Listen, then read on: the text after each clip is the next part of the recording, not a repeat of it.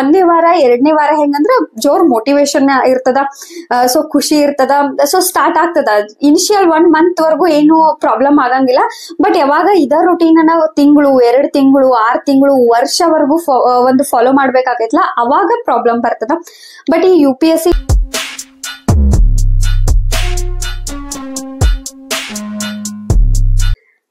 Hello friends, welcome back to my YouTube channel.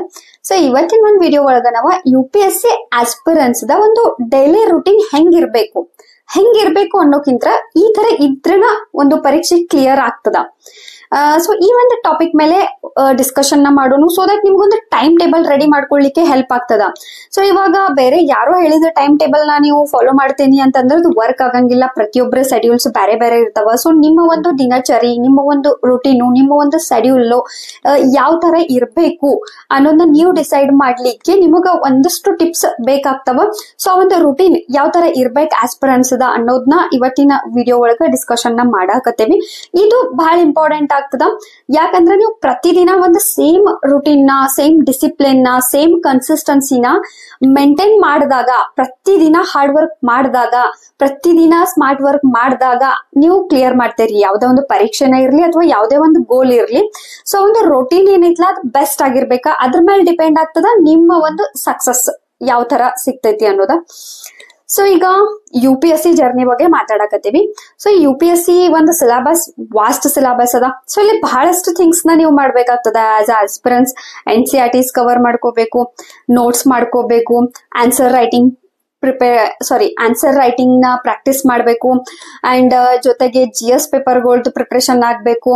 Ethics ಐತಿ, essay ಅದ, optional ಒಂದು papers ಗೆ ನೀವು ರೆಡಿ ಆಗ್ಬೇಕು. ಸೊ ಟೆಸ್ಟ್ ಸೀರೀಸ್ ಜಾಯಿನ್ ಆಗ್ಬೇಕು, PYQ ಇರ್ತದ. ಸೊ ಬಹಳ ಥಿಂಗ್ಸ್ ನ ನೀವು ಮಾಡ್ಬೇಕು. ಸೊ ಇಷ್ಟೆಲ್ಲಾ ಥಿಂಗ್ಸ್ ಇದ್ದಾಗ ಅದಕ್ಕೊಂದು ಬೆಸ್ಟ್ ರುಟೀನ್ ಇತ್ತು, ಒಂದು ದಿನಚರಿ ಇತ್ತು, ಒಂದ್ ಟೈಮ್ ಟೇಬಲ್ ಇತ್ತು, ಒಂದ್ ಸ್ಟ್ರಾಟಜಿ ಇತ್ತು ಅಂತಂದಾಗ ಡೆಫಿನೆಟ್ಲಿ 1 ಇಯರ್ ಒಳಗೆ ಆರಾಮಾಗಿ ಕವರ್ ಆಗ್ತದ. ಕ್ಲಿಯರ್ ಆಗಿ ಒಂದು ಥಿಂಗ್ಸ್ ನ ನೀವು 1 by 1 ಕರೆಕ್ಟ್ ಆಗಿ ಓದ್ಕೊಂತ ಹೋಗ್ಲಿಕ್ಕೆ ಹೆಲ್ಪ್ ಆಗ್ತದ. ಮೆಸ್ಸಿ ಆಗಂಗಿಲ್ಲ ನಿಮ್ ಮೈಂಡ್. ರೂಮ್ ಹೆಂಗ್ ಪುಸ್ತಕಗಳೆಲ್ಲಾ ಕಡೆ ಬಿದ್ದಿದ್ದು ಅಂತಂದ್ರೆ ಓದಾಕ್ ಆಗಂಗಿಲ್ಲ, ಹಂಗ ಬ್ರೈನ್ ಒಳಗನು ಮೈಂಡ್ ಒಳಗನು ಈ ತರ ಥಿಂಗ್ಸ್ ಬಾಳ್ ಮೆಸ್ಸಿ ಅನ್ಸಾಕತ್ತು ಅಂತಂದ್ರೆ ಓದಾಕ್ ಮನ್ಸ್ ಬರಂಗಿಲ್ಲ. ಸೊ ಪ್ರತಿಯೊಂದು ಕ್ಲಿಯರ್ ಆಗಿತ್ತಂತಂದ್ರ ಫೋಕಸ್ ಜಾಸ್ತಿ ಆಗ್ತೈತಿ. ಸೊ ಹಿಂಗಾಗಿ ಏನೇನೆಲ್ಲ ನೀವು ರುಟೀನ್ ಒಳಗ್ ಫಾಲೋ ಮಾಡ್ಬೇಕು ಅಂತಂದ್ರ, ಫಸ್ಟ್ ಥಿಂಗ್ ಏನಂತಂದ್ರ ನೀವು ಮಲ್ಕೋದು ಮತ್ತೆ ಎದ್ದೇಳೋ ಟೈಮ್ ನ ಫಿಕ್ಸ್ ಮಾಡ್ರಿ. ಇಷ್ಟು ಗಂಟೆಗೆ ಮಲಗ್ತೀನಿ, ಇಷ್ಟು ಗಂಟೆಗೆ ಹೇಳ್ತೀನಿ, ಅದ್ರೊಳಗ್ ಚೇಂಜಸ್ ಬರಬಾರ್ದು.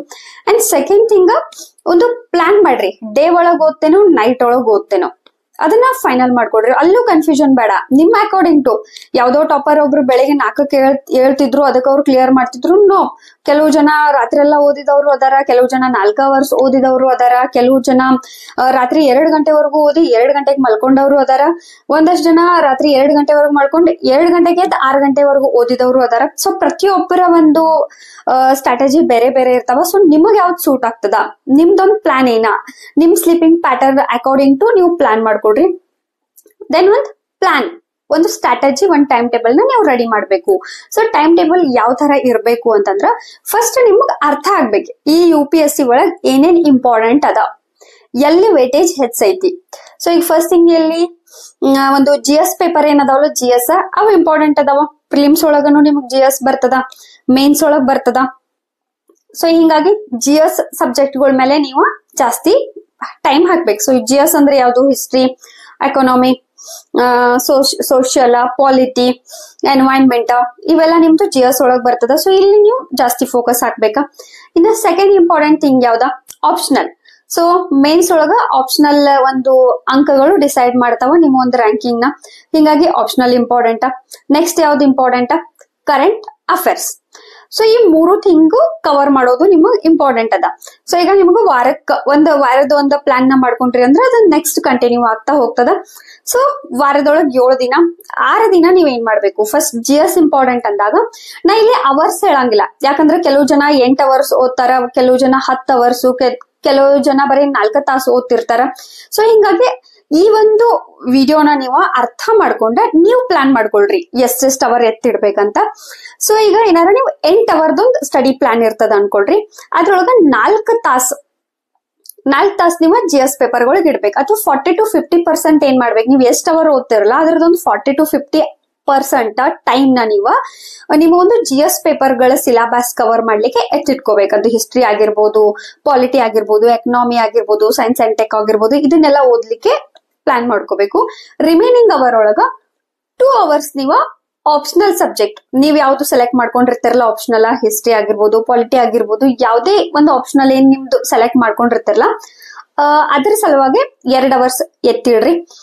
ಇನ್ನ ಆಪ್ಷನಲ್ ವಾರದೊಳಗ 5 ದಿನ ಓದ್ರಿ, 6ನೇ ದಿನ ಏನ್ ಮಾಡ್ರಿ, ರಿವಿಷನ್ ಮಾಡ್ಕೊಳ್ರಿ. ಓಕೆ, ಇನ್ನ ರಿಮೈನಿಂಗ್ ಸಬ್ಜೆಕ್ಟ್ GS ಪೇಪರ್ ಏನ್ ಓದ್ತಿರಲ್ಲ 6 ದಿನ ಓದ್ರಿ, ವೀಕೆಂಡ್ ಒಳಗ ನೀವ ರಿವಿಷನ್ಗೆ ಇಡ್ರಿ. ಯಾಕಂದ್ರೆ ರಿವಿಷನ್ ಬಹಳ ಇಂಪಾರ್ಟೆಂಟ್ ಐತಿಲ್ಲ. ಇನ್ನು ಉಳಿದಿದ್ ಯಾವ್ದು important? Current affairs. Current affairs ನ ನೀವು ನೆಗ್ಲೆಕ್ಟ್ ಮಾಡಕ್ ಆಗಂಗಿಲ್ಲ.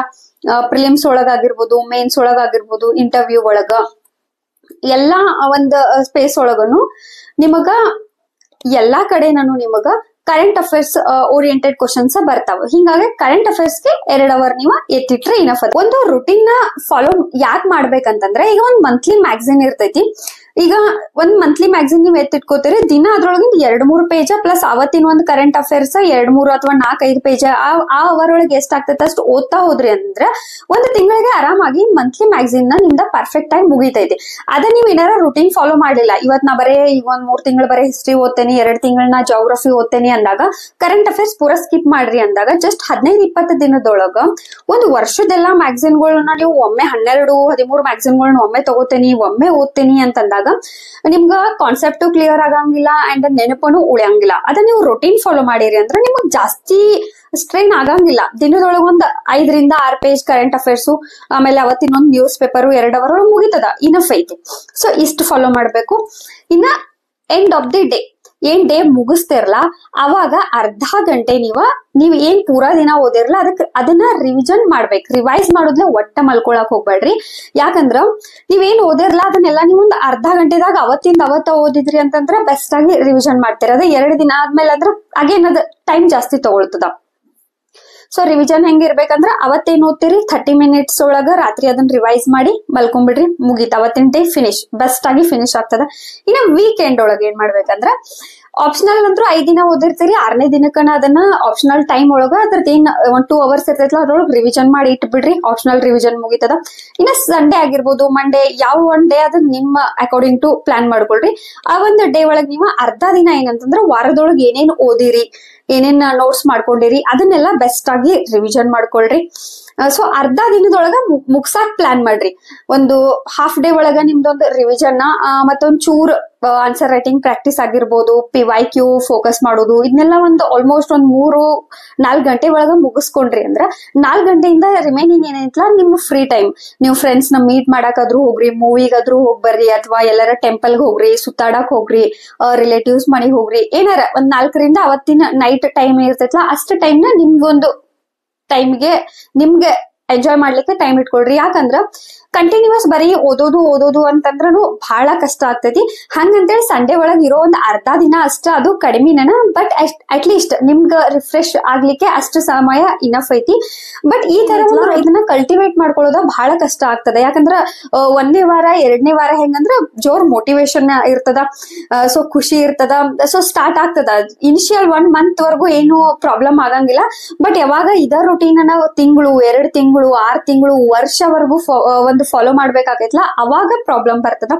ಬಟ್ ಈ UPSC ಜರ್ನಿನ ಇದೇ ತರ ಒಂದು ಸ್ಟ್ರಗಲ್ ಜೊತೆ ಬೆಸ್ಟ್ ಒಂದು ರುಟೀನ್ ಜೊತೆ ನೀವ ಏನಾರ ಫಾಲೋ ಮಾಡಿರಿ ಅಂತಂದ್ರ 1 ವರ್ಷದೊಳಗ ಎಕ್ಸಾಮ್ ಕ್ಲಿಯರ್ ಆಗ್ತೈತಿ. ಸೊ ಆಮೇಲೆ ಮುಂದೆ ಫ್ಯೂಚರ್ ಒಳಗ ಆರಾಮ್ ನಿಮಗ್ ಟೈಮ್ ಸ್ಪೆಂಡ್ ಮಾಡ್ಲಿಕ್ಕೆ, ಎಂಜಾಯ್ ಮಾಡ್ಲಿಕ್ಕೆ ಸಿಗ್ತದ.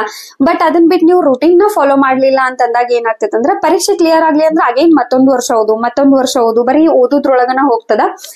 ಹಿಂಗಾಗಿ ಒಂದು ಬೆಸ್ಟ್ ರುಟೀನ್ ಇಂಪಾರ್ಟೆಂಟ್ ಐತಿ. ಸೊ ಈ ಒಂದಷ್ಟು ಟಿಪ್ಸ್ ನ ಕನ್ಸಿಡರ್ ಮಾಡ್ಕೊಂಡ್ರೆ ನಿಮ್ಮ ಒಂದು ಟೈಮ್ ಟೇಬಲ್ ನ ಸ್ವತಃ ನೀವ ರೆಡಿ ಮಾಡ್ಕೊಡ್ರಿ. ಯಾವುದೇ ಕಾರಣಕ್ಕೂ ಯಾರೋ ಒಬ್ರು ಹೇಳಿದ ಟೈಮ್ ಟೇಬಲ್ ನ ನೀವು ಫಾಲೋ ಮಾಡಕ್ ಹೋಗ್ಬೇಡ್ರಿ. ಯಾಕಂದ್ರ ಇಲ್ಲಿ ಕೆಲವು ಜನ ಆಸ್ಪಿರೆಂಟ್ಸ್ ಹೆಂಗ್ ಅದಾರ ಅಂದ್ರ ವರ್ಕ್ ಜೊತೆ ಮಾಡೋರ್ ಅದಾರ, ಅವ್ರಿಗೆ ಹಾರ್ಡ್ಲಿ ಒಂದ್ 4-5 ತಾಸು ಸಿಗ್ತದ.